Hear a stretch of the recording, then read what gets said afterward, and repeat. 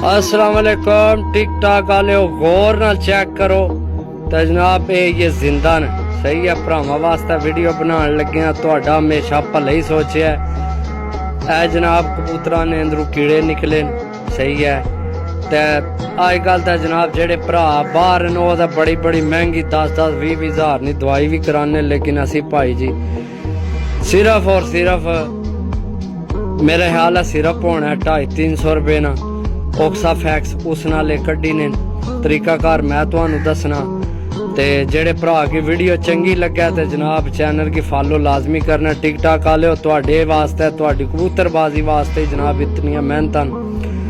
जेडे भी कबूतर ने सुबह जनाब जिला कबूतर खोलने उन्हें की मिठा पानी चीनी आला भावें बना के देवो, भावें जामे श्री आला, भावें गुड़ आला, कोई भी मिठा पानी जनाब बना के उन्हें की दियो। तो मिठा पानी दे के तो फिर जनाब मिठा पानी दे के ते पहले टाइम फिर वो पानी चुक छोड़ना घंटे 2-3 रख के जिन्ना पीना सारे तकरीबन पीसन दिहाड़ी 12 तोड़ी। उस तो बाद पानी चुक छोड़ना, फिर दाना चंगा रज के पाना ते जनाब ऑक्साफैक्स 1 किलो पानी 1 ढक्कन जनाब मिक्स करके इन्ना की देना। देखो आने घर ना पीर होना होला, क्या आने ने घर ना पीर होना होला।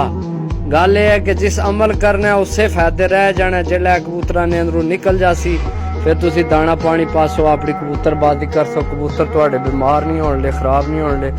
बाकी इन्ना की जाया कर सा जनाब सही है।